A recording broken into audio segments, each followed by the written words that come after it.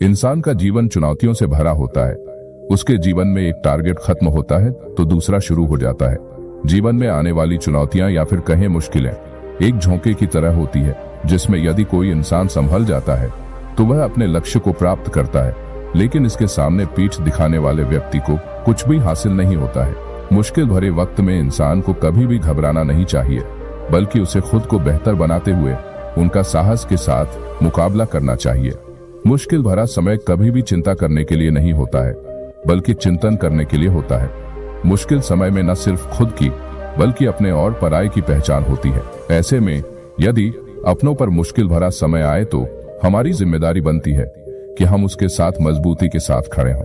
तो आइए जीवन में आने वाली मुश्किलों से उबारने वाली गौतम बुद्ध की उन प्रेरणा से भरी कहानियों के बारे में जानते हैं, जिसे सुनने के बाद आप मुश्किल से भरी समय को भी हंसी खुशी से गुजार देंगे।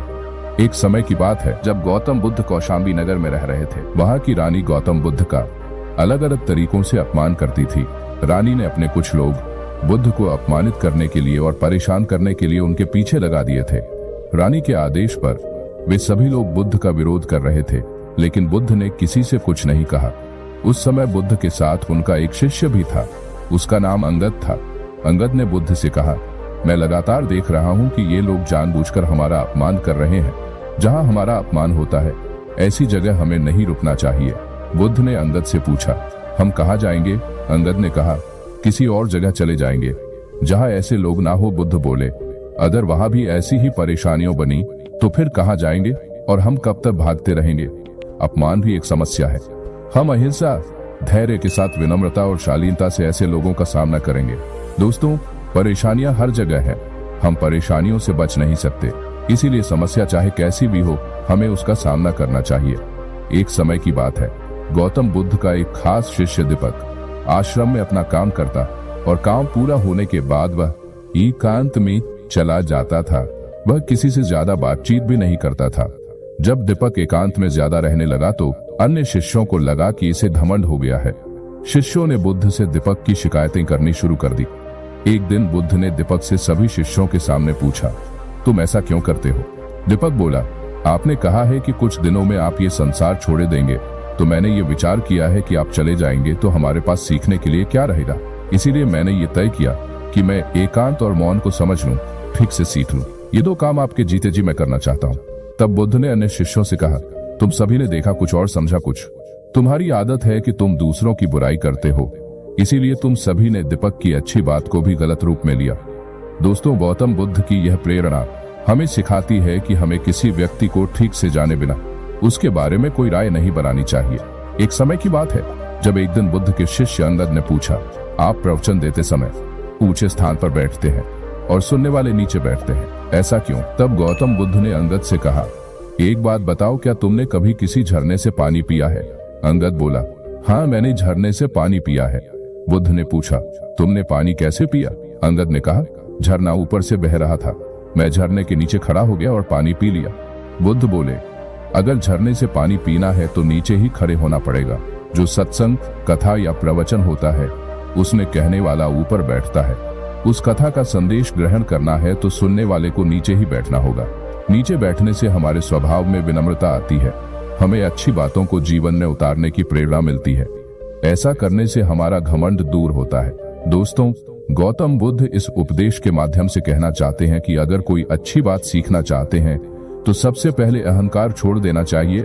इसके बाद विनम्रता के साथ ही अच्छी बातों को जीवन में उतारा जा सकता है। एक बार गौतम बुद्ध गांव में धर्म सभा को संबोधित कर रहे थे। लोग अपनी समस्याओं को लेकर उनके पास जाते और उनका हल पाकर खुशी से लौट आते थे। उसी गांव के रास्ते के किनारे एक गरीब बूढ़ा व्यक्ति भिक्षा मांगने के लिए बैठा रहता है और धर्म सभा में जाने वाले सभी लोगों को ध्यान से देखते रहता है। वह गरीब व्यक्ति देखता है कि सभी लोग अंदर तो दुखी जाते हैं, पर जब वापस आते हैं तो बड़े प्रसन्न दिखाई देते हैं। और यह चीजें देखकर वह गरीब व्यक्ति बहुत ही आश्चर्यचकित हुआ। उस गरीब को लगा कि क्यों ना मैं भी अपनी समस्या गौतम बुद्ध को बताऊं, और मन में यह विचार लिए वह गौतम बुद्ध के पास जाता है। जब वह गरीब व्यक्ति वहां पहुंचा तो उसने देखा कि सभी लोग अपनी समस्या गौतम बुद्ध को बता रहे होते हैं और गौतम बुद्ध मुस्कुराते हुए सबकी समस्या हल कर रहे होते हैं। और जब उसकी बारी आई तो उसने गौतम बुद्ध को प्रणाम किया और कहा कि भगवान, इस गांव में सभी लोग खुश और समृद्ध है, मैं ही क्यों गरीब हूँ। गौतम बुद्ध मुस्कुराते हुए उस व्यक्ति को बोले, क्योंकि तुमने आज तक किसी को कुछ नहीं दिया। तब वह व्यक्ति बोला, भगवान, मेरे पास दूसरों को देने के लिए क्या होगा, मेरा स्वयं का गुजारा बड़ी मुश्किल से हो पाता है और लोगों से भीख मांगकर मैं अपना पेट भरता हूँ। गौतम बुद्ध बोले, तुम बड़े अज्ञानी हो, ईश्वर ने बांटने के लिए तुम्हें बहुत कुछ दिया है और तुम्हें मुस्कुराहट दी है जिससे तुम आशा का संसार कर सकते हो, मुंह से अच्छे शब्द बोल सकते हो, दोनों हाथों से लोगों की मदद कर सकते हो, और ईश्वर ने जिसे यह 3 चीजें दी है वह कभी गरीब और निर्दयी नहीं हो सकता है। और निर्धन का विचार सिर्फ आदमी के दिमाग में होता है और यह एक भ्रम है, इसे दिमाग से निकाल दो। गौतम बुद्ध की यह बातें सुनकर उस व्यक्ति का चेहरा चमक उठता है और वह समझ जाता है कि दुखी और गरीब होना एक भ्रम है, ना कि वास्तविकता होती है। दोस्तों, इस कहानी से हमें यह सीख मिलती है कि हम जैसा सोचते हैं वैसे ही हम अपने जीवन में बनते हैं। इसीलिए अपने जीवन में अच्छे विचार और सोच का होना बहुत जरूरी होता है। एक बार भगवान बुद्ध प्रवचन दे रहे थे और अपना प्रवचन खत्म कर उन्होंने आखिर में कहा कि जागो, समय हाथ से निकला जा रहा है। और सभा खत्म होने के बाद उन्होंने अपने प्रिय शिष्य अंगद से कहा कि चलो कुछ देर घूम कर आते हैं। आनंद बुद्ध के साथ चल दिए। जब दोनों सभा मंडप के मुख्य द्वार तक पहुंच गए थे कि वो दोनों मुख्य द्वार के एक किनारे खड़े हो गए और प्रवचन सुनने आए लोग एक एक कर बाहर निकल रहे थे, इसीलिए मुख्य द्वार पर भीड़ जमा हो गई थी। तभी अचानक उनमें से एक महिला बुद्ध से मिलने आई। तभी उसने कहा कि तथागत, मैं नर्तकी हूँ और आज नगर के एक बड़े शेठ के घर मेरे नृत्य का कार्यक्रम पहले से तय था, लेकिन मैं उसके बारे में भूल चुकी थी। जब आपने कहा कि समय निकला जा रहा है तो मुझे इस बात की याद आई और वह नर्तकी तथागत को धन्यवाद कर वहां से चली गई। अब उसके बाद एक डकैत बुद्ध के पास आया और बोला, तथागत, मैं आपसे कोई बात छुपाऊंगा नहीं, मैं भूल गया था कि आज मुझे एक जगह डाका डालने जाना है, पर आज आपका उपदेश सुनने के बाद मुझे अपनी योजना याद आई। और वह भी भगवान बुद्ध को धन्यवाद कहकर वहां से निकल जाता है।